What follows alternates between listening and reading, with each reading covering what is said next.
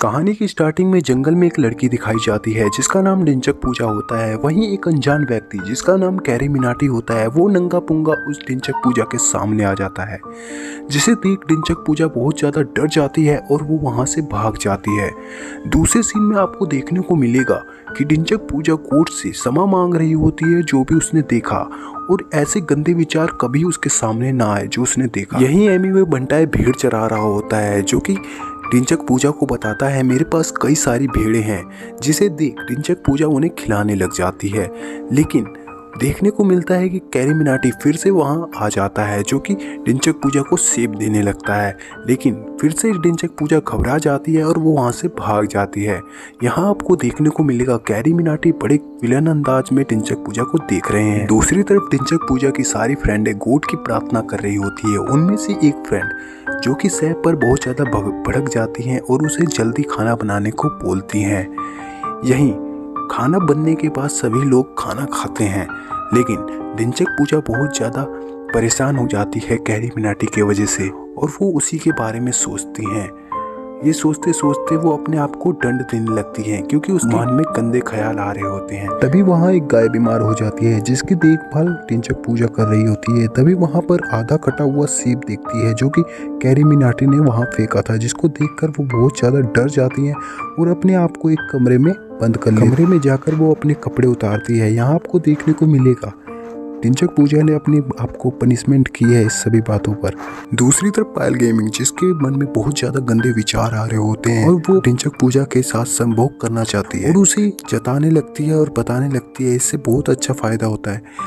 लेकिन यहाँ ढिंचक पूजा और पायल गेमिंग दोनों इंटीमेट होने लगते हैं। हालांकि कैसे होते हैं वो आप खुद देख सकते हैं।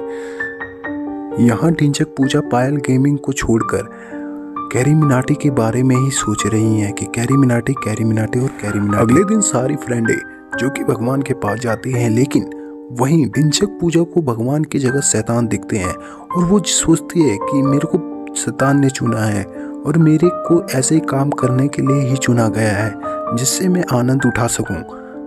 तभी ढिंचक पूजा जंगल की ओर निकल जाती है। वहीं उसको एमी वे बंटाए नदी के किनारे मिलता है और वहां जाके वो अपने कपड़े ऊपर करने लग जाती है जिससे कि एमी वे बंटाए उसके बॉडी की तरफ आकर्षित हो। लेकिन यहाँ देखने को आपको मिलेगा एमी वे बंटाए बिल्कुल भी इंटरेस्ट नहीं है इन सब कामों में।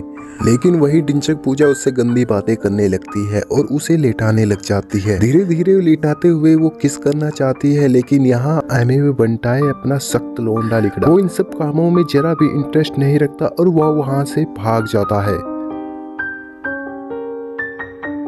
यहाँ आपको देखने को मिलेगा ढिंचक पूजा बड़े कातिला अंदाज में एमी वे बंटाए को देख रही हैं और वापस वो चर्च में चली जाती हैं जहाँ उसकी प्रेमिका जिसको एल्डर सिस्टर ने बहुत ज्यादा मारा था वहाँ उसकी वो देखभाल करने लगती हैं। करते करते उसके अंदर उत्तेजना बढ़ जाती है जिसके बाद वो उससे संभोग करने लगती है। लेकिन यहाँ उसकी लेस्बियन प्रेमिका मना कर देती है और यहाँ से जाने लगती है।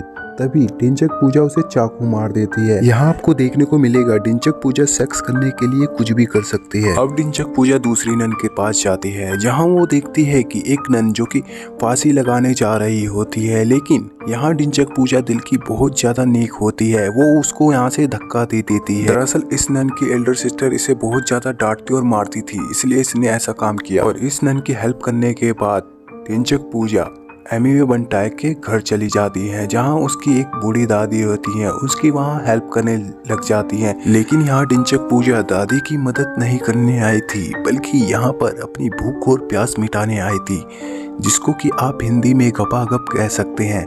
धीरे धीरे करके वो अपने कपड़े उतारने लग जाती हैं। अब ढिंचक पूजा एमी वे बंटाए का पर्सनल पार्ट पर किस करने लगती है। तभी एमी वे बंटाए इधर उधर करने लगता है तो गुस्सा आ जाता है ढिंचक पूजा को और उसको भी वो चाकू से गपागप मार देती हैं और वो वहां से भागने लगती हैं। तभी वहां कैरी मिनाटी का सेब देखती हैं। सुबह होने पर दो सिस्टर उसको बताती है कि एमी वे बंटाए की जलकर मौत हो गई है। जहां ढिंचक पूजा दोबारा लाश के पास जाती है और अपनी अंगूठी वहां से लेकर आती है। लेकिन यहाँ उसकी बड़ी सिस्टर उसे देख लेती है, वहीं उसे सुनाने लगती है और उसे पूरे साल के लिए जेल में बंद करने के लिए बोलती है और भगवान से माफी मांगती है जो भी इसने किया। लेकिन यहाँ पर ढिंचक पूजा के अंदर शैतान जाग गया था और वो अपनी बड़ी सिस्टर का भी गला घोट कर मार देती है और उसे ठिकाने लगा देती है।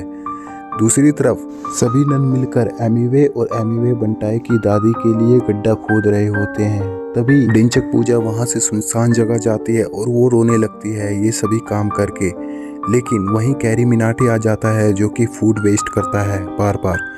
वो उसे बताता है कि हम शैतान हैं और हमें इसी काम के लिए भेजा गया है। तो गपागप दोनों करते हैं। अगली सुबह सभी नन मिलकर ढिंचक पूजा को हेड बना देती हैं और वहाँ पर मस्ती करने लग जाती हैं, खूब मस्ती करती हैं। उनको कोई फिक्र नहीं। ये देखकर ढिंचक पूजा को बहुत ज़्यादा गुस्सा आता है।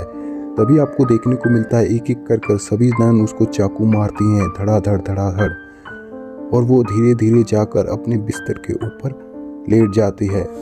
यहाँ आपको देखने को मिलेगा सभी नन जिंदा हैं और वो उसको दिख रही हैं। हालांकि अब आपको पता चलेगा कि ये इसका सपना था और ये सारी घटनाएं एक सपना ही था। मतलब कि खोदा पहाड़ और निकला चूहा। तो कहानी खत्म। चैनल को सब्सक्राइब करिए, लाइक